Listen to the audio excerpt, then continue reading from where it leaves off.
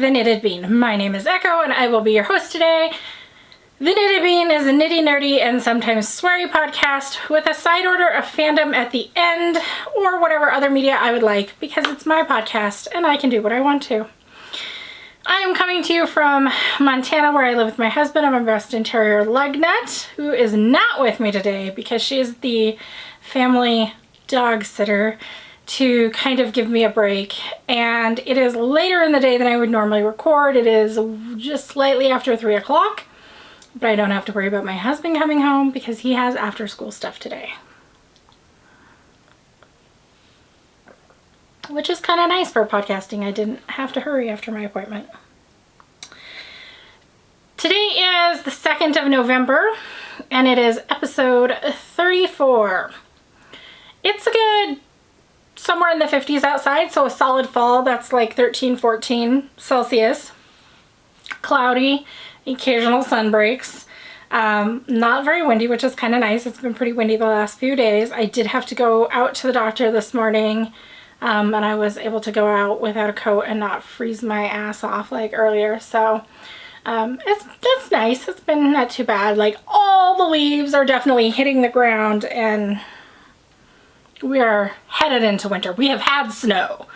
We've had the first snow of the year. It didn't stick. It was melted by like, I don't know, 8 o'clock in the morning mostly. So, but overnight we did get an inch or two. So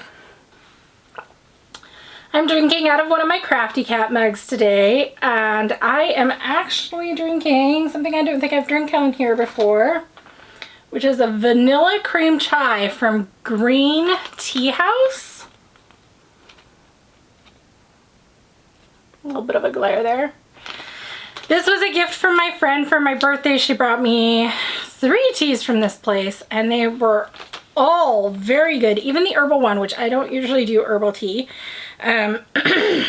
So I definitely would highly consider ordering from them online, and I do have a website at the bottom. So anyway, so it's a chai. I've got some almond milk in there and some honey to sweeten it, and that is what I'm drinking. Sorry if my voice is a little in and out today. I'm not actually sure if I'm getting sick or if it's just a side effect of the new medications that I've started. And I was supposed to meet with a clinical pharmacologist, what the hell? That's not a name. A clinical pharmacist yesterday, but they had to cancel. So I haven't really been able to find out if this is a medication side effect or am I getting sick. But I feel very airy voiced and breathy. So if you notice that, you are not crazy.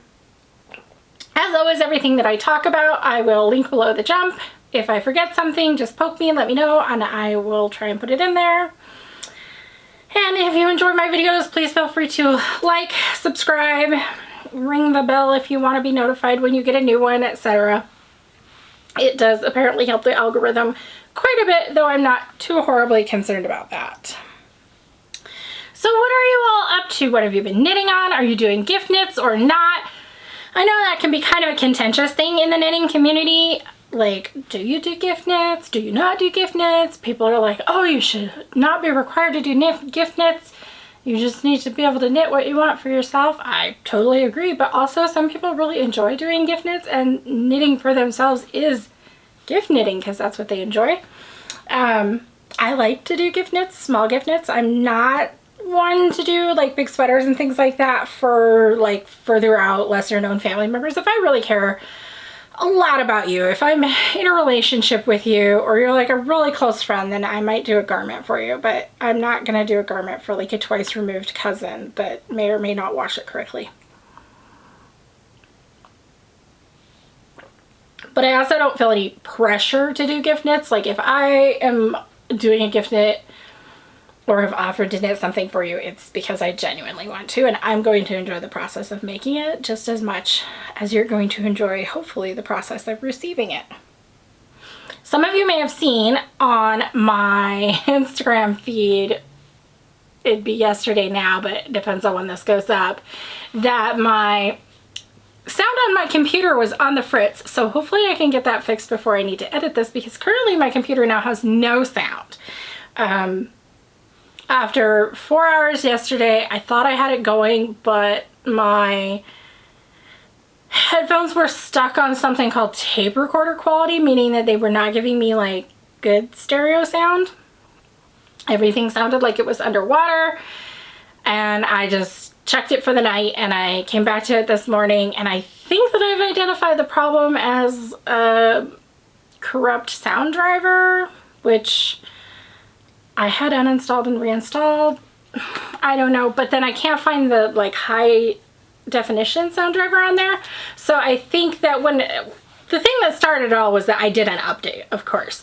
So I think somehow when it got updated, the HD sound driver either got corrupted or deleted somehow. So I'm currently downloading that, and the download time says like 2 hours, which makes no sense to me because it's not that big of a download, but it's coming from Realtek. Their site may just be slow, especially if this update did it to a lot of people. So hopefully by the time I'm done recording this and downloading it onto my computer will have sound so that I can actually edit this. Otherwise, it's gonna be really interesting because I don't know how I'm gonna edit it. I find it super duper annoying because I pretty much live in my noise canceling headphones. I don't do well with a lot of like sensory input, and so that's like my way of being calm, is to put on my noise canceling headphones even if there's no sound coming through them, just to kind of like, it's like wearing earplugs and dampening everybody out. So me not having working headphones with the computer is not cool as far as I'm concerned. We'll see how it goes.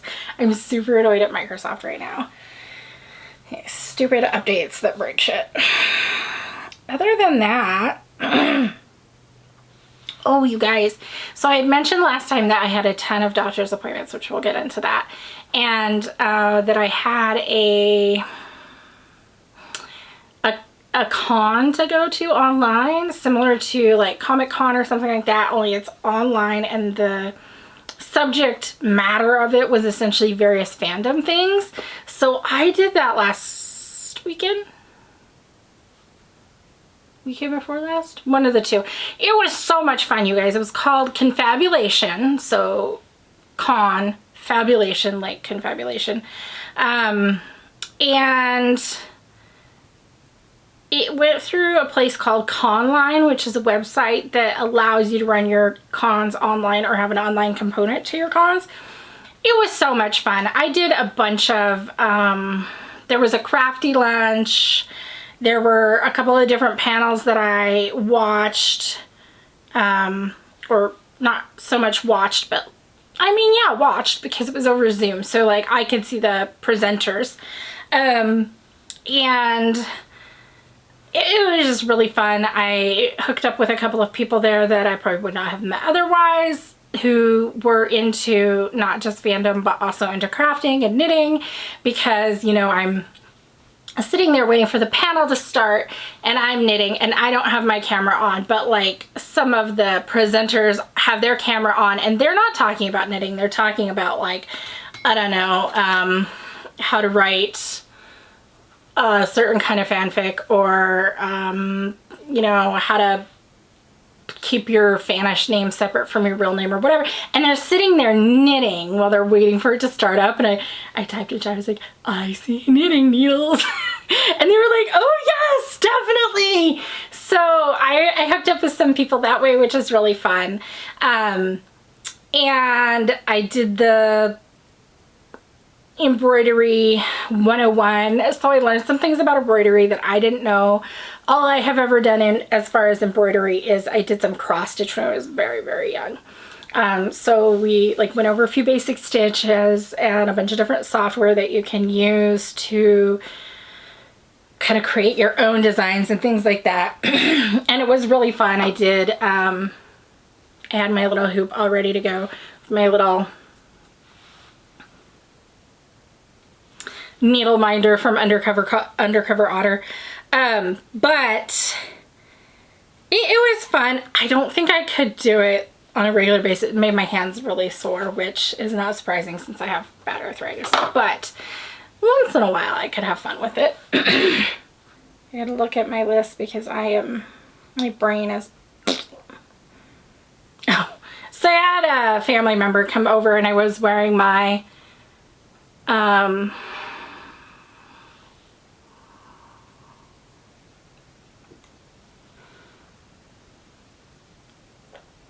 Untitled Thoughts olive romper. Do you guys ever have family or friends who like just don't get it? Like they just don't get why you craft at all? Not like, oh, that's cute, you do that, it looks cool, but I could never do it and it doesn't interest me, but like it just, they really see no point in it. So I have a family member who comes over and they're kind of that person. They're the one person in my whole sphere who's like, I think she has too much yarn. And everybody else is like, I think she goes through her yarn fairly regularly, it's fine. So they came over and I was wearing my olive romper and they were like, oh, did you make that? That looks so cool. And I was kind of surprised because, you know, they're usually just like, they just don't get it. And I was like, yeah, I did. It's a romper, whatever, blah, blah, blah. And the first thing that they said is, how do you pee in that? And I wanted to laugh because one, I had just watched Andrea Maury's episode where she talks about having worn a romper to Rhinebeck and how she'll never do that again because you have to like take off your sweater and then take off your whole outfit and you're trying to take off your romper inside the porta potty and you're holding up the line and like, yeah, okay, to pee in a romper you have to take the whole romper off, but also I don't know, it's not that big of a deal. It's a big deal if you're in a porta potty, but elsewhere it's not. So I was like, well, I mean, you slip it off your shoulders and you just take it off. It's not a big deal. And she's like, well, why didn't you make it in 2 pieces?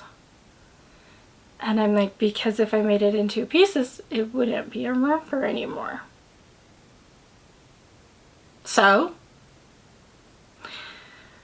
it wouldn't have the same style, it wouldn't fit the same. For one, the top part is super cropped, so I'd be flashing my boobs all the time. Like, I don't know how to explain it to you. Either you want to wear a romper and you're willing to put up with some of the nuisances of needing to take it off to go pee or not. And she just was like, I don't get it. I wouldn't do that. And I'm like, okay, well, you don't have to do that. Not a big deal. But like, you don't have to look at me like I'm weird for doing it.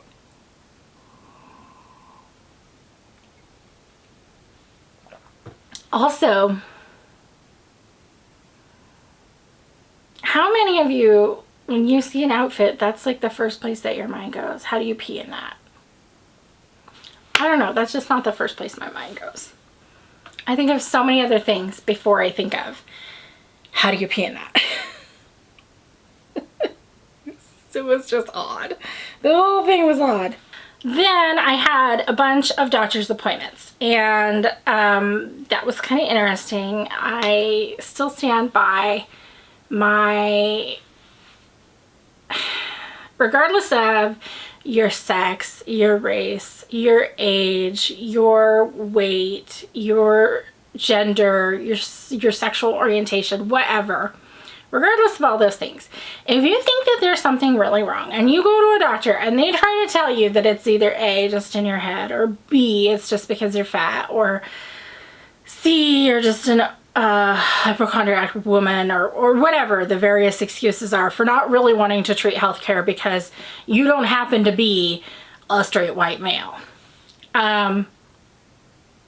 stick with it because, you know, I had 3 doctors or 4 doctor's appointments in the last 2 weeks, maybe more.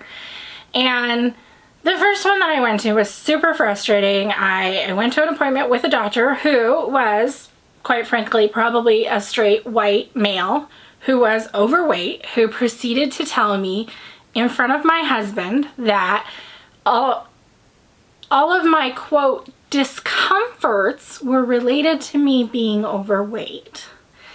He also informed me that edema was a a cosmetic problem. And usually if you bring, as I call it, the dick in the room with you, they won't go there quite so blatantly because they know that they shouldn't be doing that, even if it's subconsciously that they know they shouldn't be doing that. But this guy just went there whole hog anyway, repeatedly. And repeatedly I pushed back and said, like, yes, I've had these problems since before I was overweight, blah, blah, blah. And he tried to say there was some medications that my other doctor had put me on that were causing the problems. I'm like, well, I've only been on those medications for a few weeks. The problems have existed for years. That doesn't really make sense. You know, my husband pushed back and was like, you know, she was sick before she was heavy, blah, blah, blah, blah, blah, blah. And I finally got really frustrated and I said, okay, stop. If all you have to say to me is I need to have surgery to lose weight and move more, when I'm telling you that I've already been through cardiac rehab, cardiopulmonary rehab 2 times, and I have failed to get to any point where I could move enough to lose weight, and that these problems existed before that, then we may as well end the appointment, because all you're saying is you're fat and your problems are related to being fat, and you don't have anything useful for us. And he got all offended and he said, that's not what I'm saying. And my husband butted in and he was like, that is literally what you have just said for the last 20 minutes, mind you, after we waited 50 minutes for him to come into the room to talk to us, after I had some testing with him. And literally the conversation when I met him went, hi, my name is Dr. So-and-so. Hi, my name is Echo. How long have you been at this weight? So I knew from the get-go there was going to be a problem. So we ended up actually walking out of the appointment. I've never done that in my life. I worked in the medical field for 2 decades, as most of you know, before I became disabled. I have a lot of respect for doctors in that they're human. They're not God. They're not always right, and they do make mistakes, and I'm always willing to leave room for, okay, you made a mistake, you're human, that was maybe not the best thing for you to say or do, or you missed this or whatever. But if you're being called out on that and you're so defensive about it that you can't see it, like, there's going to be a certain point at which I'm just done and I walk out. So I walked out, and my husband walked out with me. And my primary said she knew, you know, when she got the notes from him, she knew something bad had happened because of how politely he tried to word his notes, that at a certain point the patient and spouse were no longer interested in being in the appointment. Then I proceeded to go to another doctor who promptly tried to tell me that all of my problems were in my head. And I'm like, okay, but I have like things that show up on physical testing that are wrong with me. Those are not in my head. Oh, well, all the problems in your head, they just translate to these physical problems. I didn't feel like I could walk out of that one, and unfortunately I hadn't taken my husband with me. So we sat through an 8-hour appointment while this man put words in my mouth, talked down to me, tried to sell me his book, which was super, super unprofessional and inappropriate, and didn't actually assess me or address me for the 2 problems that I'd been referred to him for. I have to go back and see him again for results, and I am taking my husband to that because 2 days later I went to my primary doctor, who informed me that she finally had a diagnosis for me. And it's not that I'm fat, and it's not that I'm mentally ill. I have heart failure. I have a more newly recognized kind of heart failure that's often missed, that can come about after you have PEs, which I had multiple bilateral PEs 4 years ago, and I have not been able to work consistently or at all since. and it disabled me, and we could never really figure out why I didn't bounce back. Well, the reason that I didn't bounce back is because my heart is failing, which means that even though I may get enough air in my blood, I don't get that air to my tissues. So when I'm having aphasia problems and I'm having memory problems, it's not because I'm having mental health problems. It's literally a lack of perfusion in my brain. And I told my husband later, I think I'm probably the only person who's ever been so elated to be told that you have a disease that will eventually kill you. Because I wanted to go march back to the other doctors that I had seen in the last 2 weeks and be like, here, this is why. This is what's wrong with me. I'm not just fat. Being just fat didn't give me heart failure. I didn't have heart failure before I had the PEs. You can literally look at my EKGs and my cardiac testing and you can see that. I didn't have heart failure before I was depressed about being chronically ill.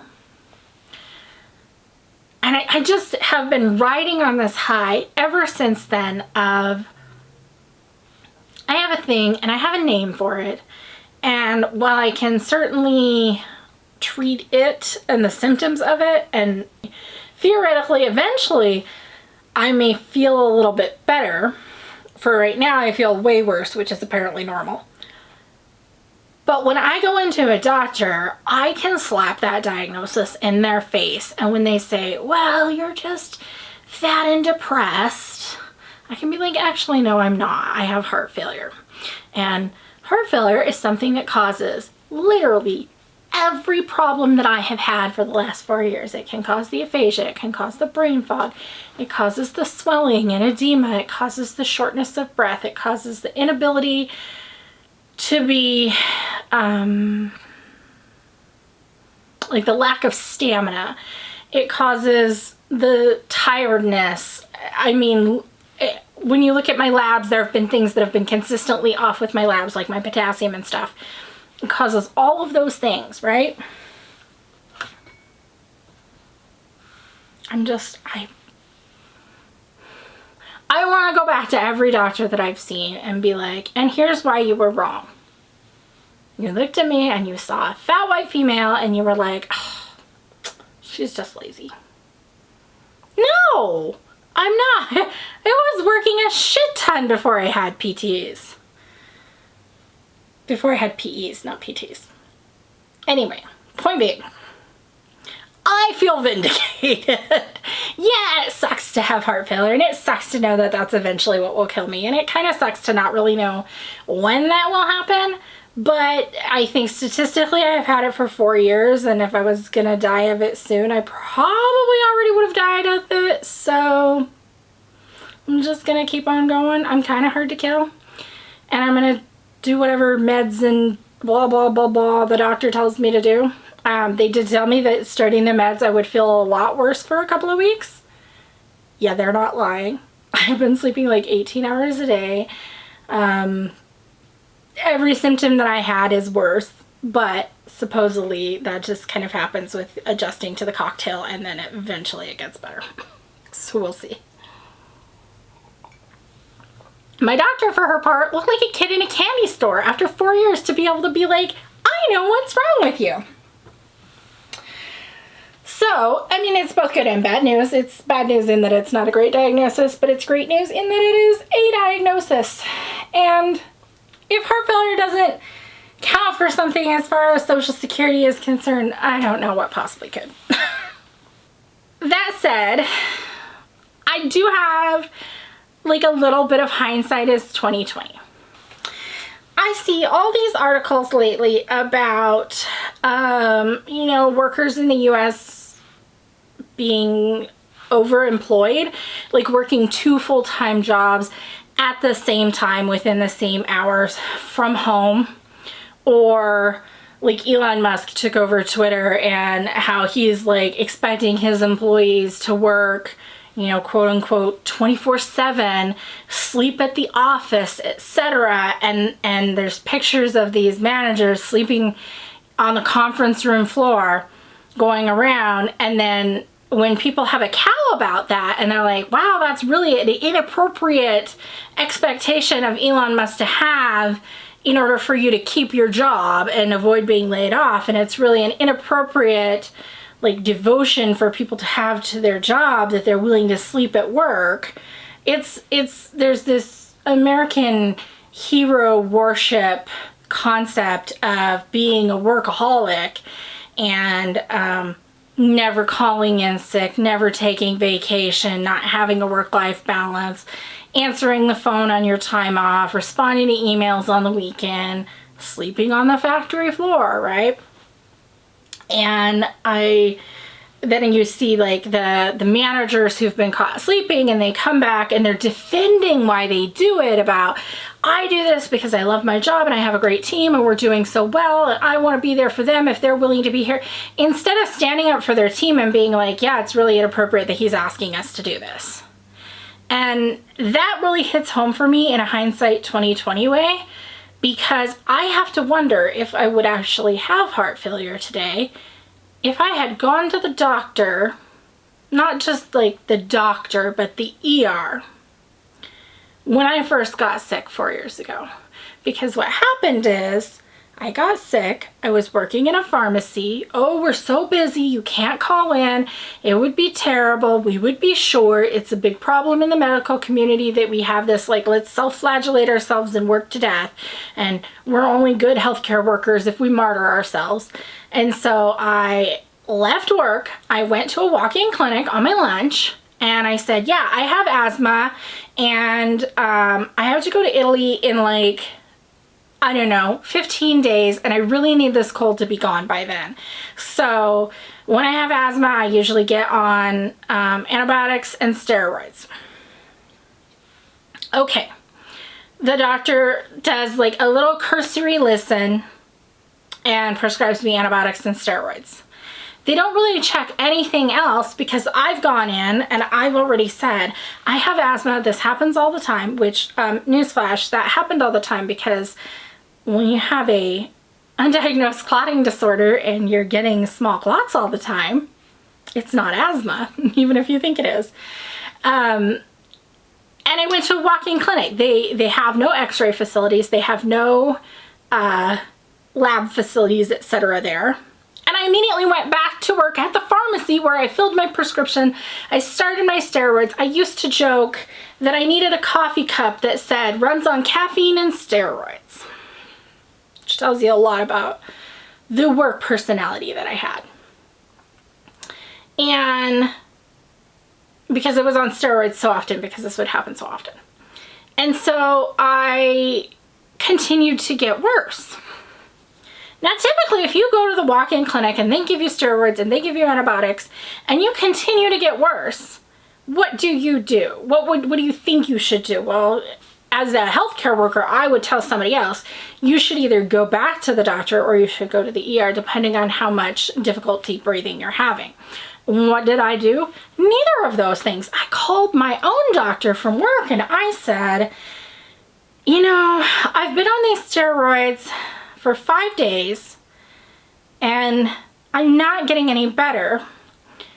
I can't talk, and as I was talking, I could only get like one word at a time out.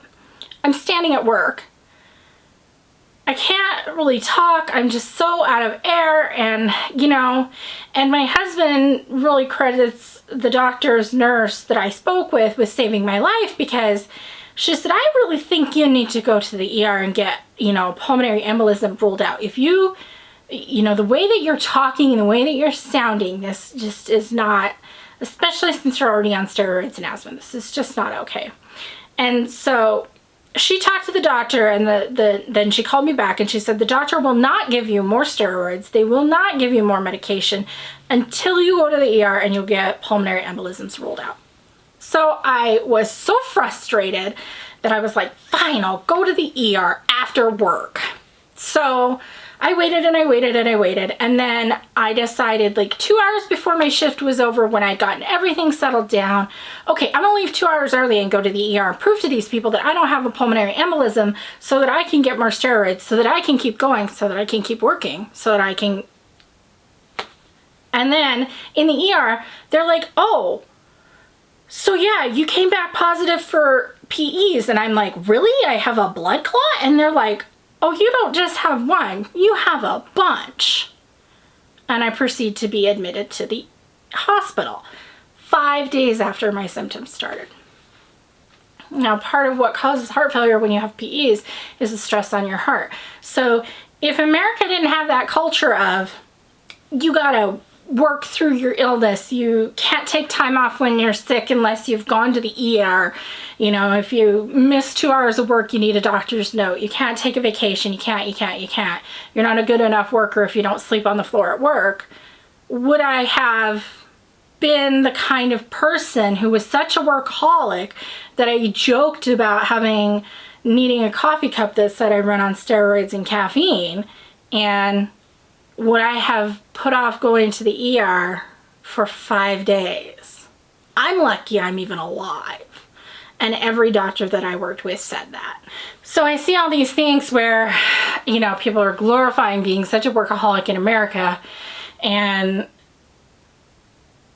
other people are like, whoa, you shouldn't be doing this. And then they come by and they defend themselves.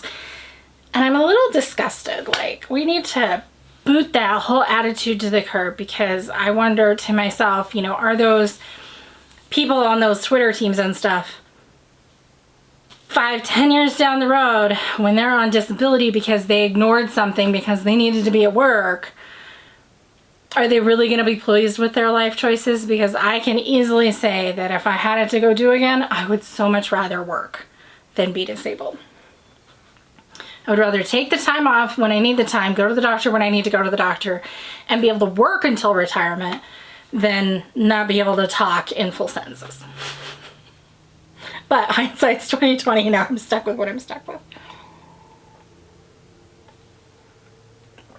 So listen to me, children, take care of yourselves. Right, that's all the personal bullshit, I think. Yeah. Let's get on with the show. So, as always, we have a discount code for Naughty Knitting Sacks, which is BEAN15. That will get you 15% off at Katie's shop on Etsy. Don't get me started on Etsy, you guys. If you have a maker and they have a shop on Etsy and a shop somewhere else, go buy on their somewhere else shop. Etsy is a bag of dicks. All right. So, like I said, I have absolutely no FOs because I've been knitting on all these big projects. So instead, I have made some progress on my Susurrus.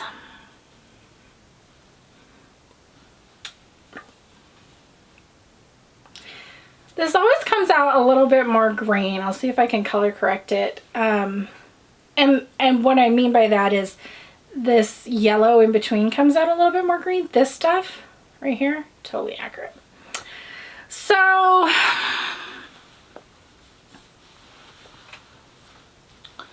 we're getting there. I have 4 more bands to go, basically. I have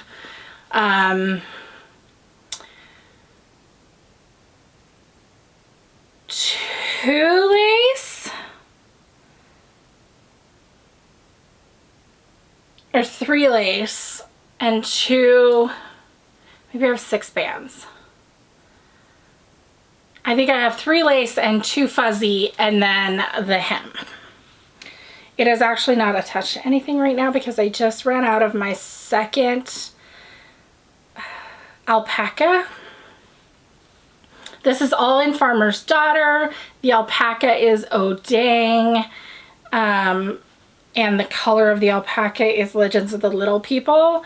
The dark green is Foxy Lady, and the color of that is Kinnikinnick.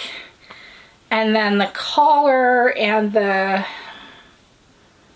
cuffs is the Odang mixed with Sukapi, and the Sukapi is in the horse belly colorway. So I really want this for Christmas. I'm doing it for the Hohi Fall Knit Along, which is done November 30th. So I have a month, you guys. This has been slow going because I'm not that fast of a lace knitter, and knitting mohair or suri alpaca single is kind of slow. It's very sticky, even though I'm using metal needles. So I do think I can get it done, but I need to work on it. I haven't worked on it in probably about 10 days. I worked on it enough to get the amount that I got done. So what I did get done is this purple bauble, which is from Crafty Knitter 7. So I got a repeat, and I need 3 of those repeats total. So I can get it done. I just am trying not to rush it. 1, because it's like my life altering sweater and I really want to enjoy it. And 2, like I said, I'm not the fastest lace knitter. Also my brain and lace. But hopefully with the new medications, at some point I will have a little bit clearer of a brain. Sorry, I keep like burping tea. So that is my Seuss. You guys have seen it a bunch, so I'm not gonna like spend a ton of time on it. Then we have, find where I can set these balls.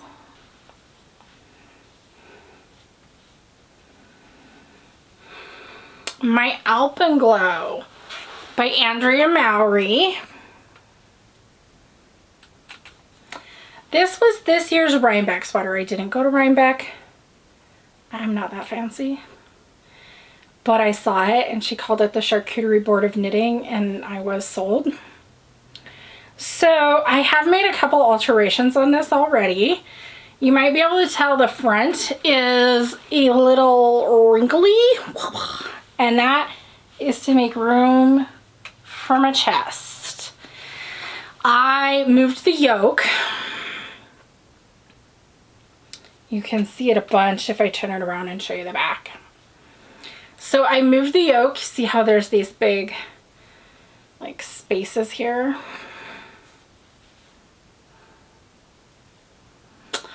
I moved the yoke 1 or 1.5 inches back on each side. So like I think I added, I feel like I added 3 or 4 inches to the front and took it away from the back. And that worked out really well. I will insert a picture of me trying it on here. I was a little nervous because I'd never done it. I've actually never made a circular yoke sweater until these two. And I watched a video on it and I was like, oh, I hope I'm doing this right. But I did that and it worked out great. The other thing that I'm gonna do is looking at her schematic, the arms would be a little bit tighter than I would like. And so, you know, a lot of times you pick up a couple extra stitches here and then you immediately decrease them. At first I was going to cast on extra stitches under the arm, and then I decided not to do that because that would have added to the body in a way that I didn't want. So I'm going to pick up, I think, 4 extra stitches on each side there, and then probably not even decrease any of them right away. I might decrease 2 on each side right away. But either way, I will either be adding 3/4 of an inch or 1.5 inches to the upper arm of the sleeve, and then I'll just decrease at the regular rate that she suggests. So right now I am down here on this super obnoxious corrugated ribbing, which it's gorgeous, don't get me wrong. And I've done corrugated ribbing before. She suggests that you do it 2 colors at a time, like color work. And I did do the first couple rows like that. I found it was just so slow that it just wasn't for me. So this is the corrugated ribbing.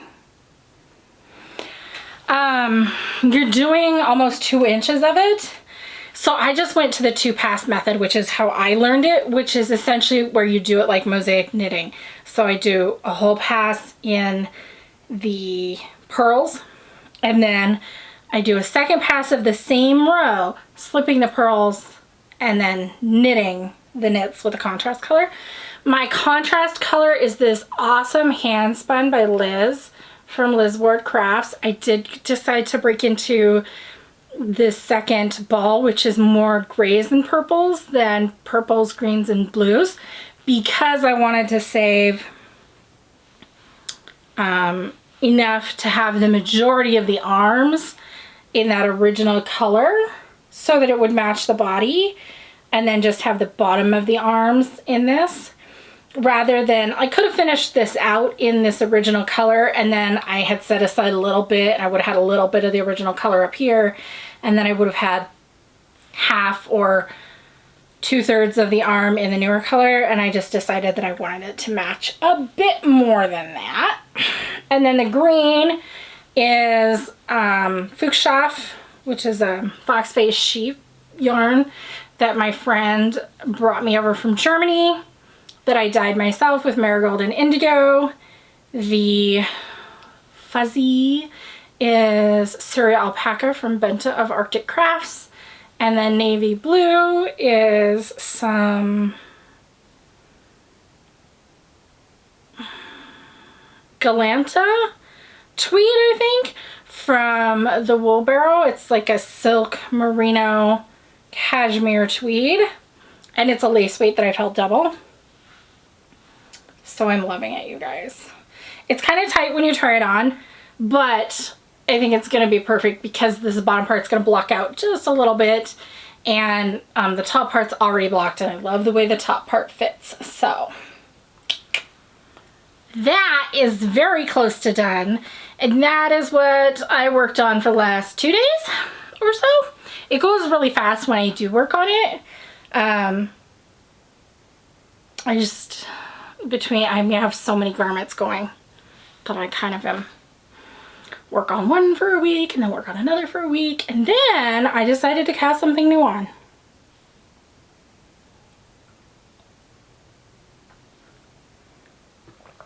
I know, but I have really bad cast-on-itis. So I think I had shown before this awesome fingering tweed that my friend dyed when we did the Mountain Colors dye day for my birthday. And she has like a little baby niece. So I cast on, this is the Celia pullover by, I'm gonna say it wrong, Lumu. I'll put it down here. This is originally in a DK weight, and I'm knitting it in a fingering. So basically I did math. I did a swatch and I counted my gauge, and then using my gauge I looked at what size I wanted to make. I wanted to make about a 1 to 2 year old size, and I looked at how big around that needed to be, and I multiplied my gauge by how big around that needed to be, and I looked at the total number of stitches on the body, and then I found the size within the pattern that matched that closely. And in fact, one matched it exactly. So for me, I'm making, I think it's the 4 to 6 year old size in a fingering weight, and it comes out to be a 1 to 2 year old size. So I just have arms left. It's a super cute little pattern that has a rolled neck, like a squared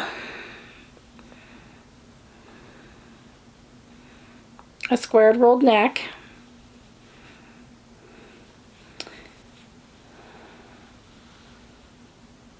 Texture, no texture on the back, no texture on the sleeves, and then a basic little raglan. It does have some decreases in the sleeves. And then a ribbing on the bottom. So I knit this whole thing in, like, I don't know, 3 days of knitting probably. And then I just need to put the sleeves on and it'll be ready to go over to her to give away for Christmas. Then I will still obviously have some of this left, plus I have a whole nother skein and I'm gonna make a dress.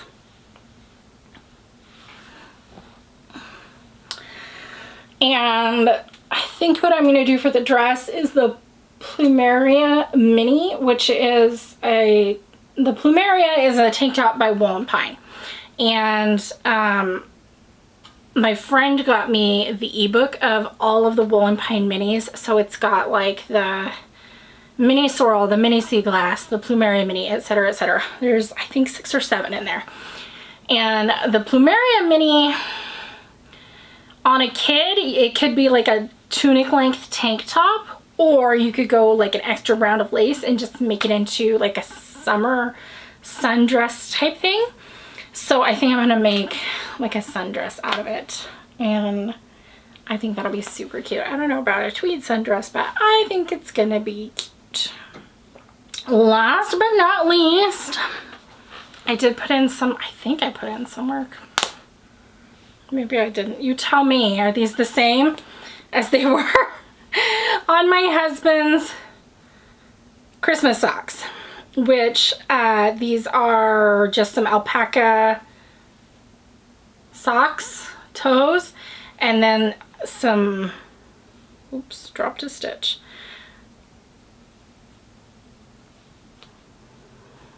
Some Arctic Crafts by Benton non-superwash Arctic Sunset.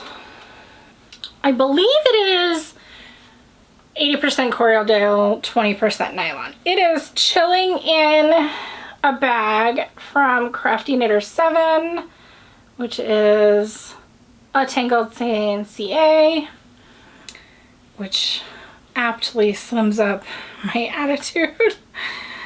So I need to get going on those. I do have also plans to make him some Star Wars boxers for Christmas, and I ordered from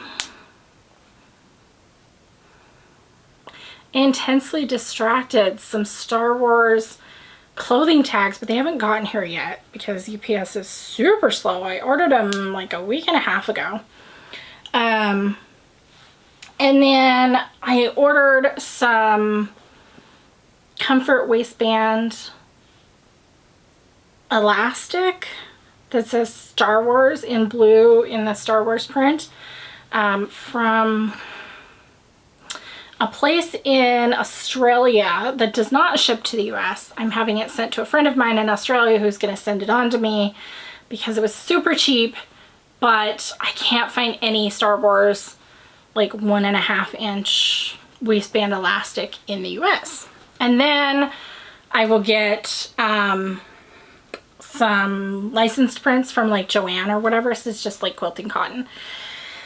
And I'll use the Darcy Boxers pattern and make him like 4 pairs of boxers to go with the socks for Christmas and his birthday. And I think I'll be golden. That is it for what I've been working on. I never did talk about what I was wearing. I'm wearing my V-back tee.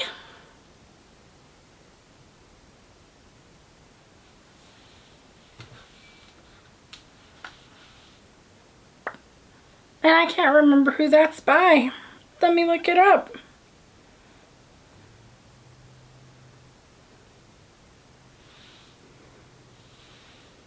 I have a, oh, I would have been wrong.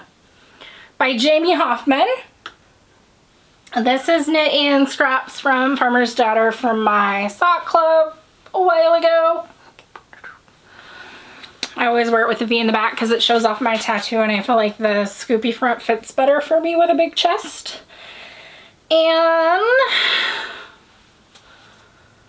that's all I got, folks, for that stuff.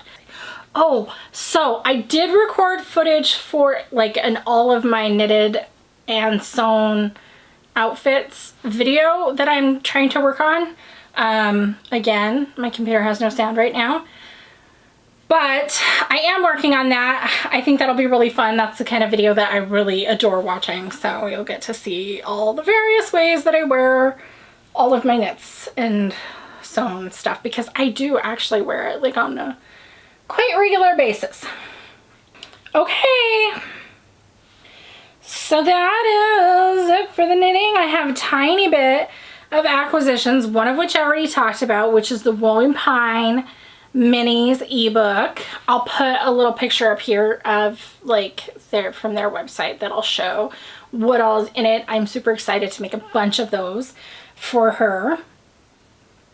And then I ordered for me, and also for that friend, some labels from Molly, who is in Australia. And you guys know that I absolutely adore a good snarky label. And these fit that bill. Make lemonade. I am a fucking boss. And these ones, which are super cute. You've got this. One of the Make Lemonades is gonna go on the jumpsuit that I'm making for my friend for Christmas. The other one is probably gonna go on my Susurus. Although, I don't know. I'm a fucking boss is a good contender for that too. I think though that I'm a fucking boss is gonna go on the Alpenglow. We'll see. And then I got a delivery from Amazon the other day from somebody who I've already said thank you to. I appreciate it so much. That had this in here, or this in there. This is one of only two 9-inch circular sizes that I was missing. So this is a 5-inch, a size 5 US 9-inch circular, which is what I need for most often my sleeves. So I'm super stoked about that. You know, this is the tiny little kind of gift that just really makes my day, because it tells me that the person knows enough about me to know what I don't have and what I will definitely get an absolute shit ton of use out of. And it happened to show up on one of those days where I had just had an 8-hour doctor's appointment where somebody just tried to tell me that it was all in my head. And so I really needed some form of pick-me-up, because it was a day and then that showed up and I was like, oh, you know what? There are people out there who give a shit. So it really made my day. So if you're only here for the fandom content, thank you very much. I hope to see you next time. If you enjoyed the video, feel free to give it a thumbs up. And I am going to drop into some fandom stuff so you can run away. If you're here for the fandom stuff and you want recommendation, stick around, because boy do I have one for you. I have some fan fiction reading for you. This is from a different fandom. This is from The Old Guard, which you may have seen on Netflix. The Old Guard is also a comic, and I just really like it. I really liked the Netflix adaptation too, and the whole, just like the way that they portrayed people. Everybody was kind of a badass and nobody was not a badass based on their gender or their orientation or anything.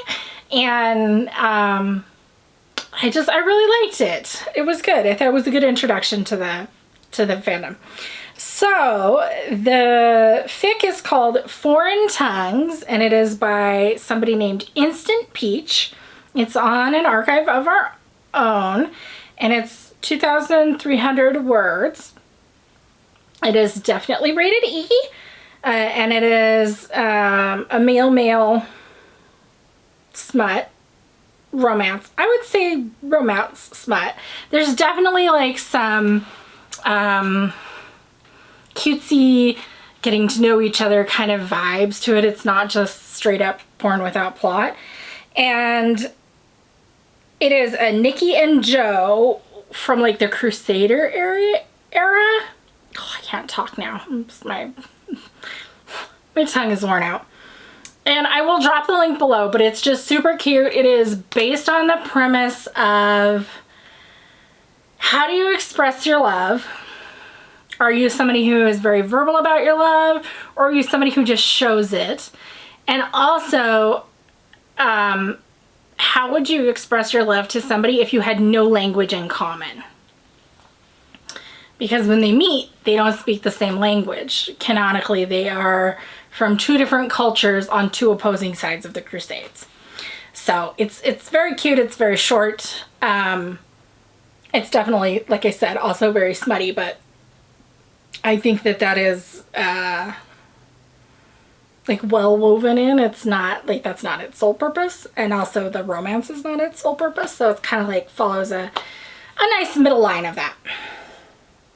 All right, you guys, I'm gonna let you go because I feel very out of air, and I hope that you have a safe and happy, wow, yeah, nope, definitely still got some aphasia. I hope that you have a safe and happy morning, afternoon, evening, or night, depending on what time zone you're in. And whatever you do, don't let professionals bully you into thinking that you don't know if there's something wrong. I'll see you later. Bye.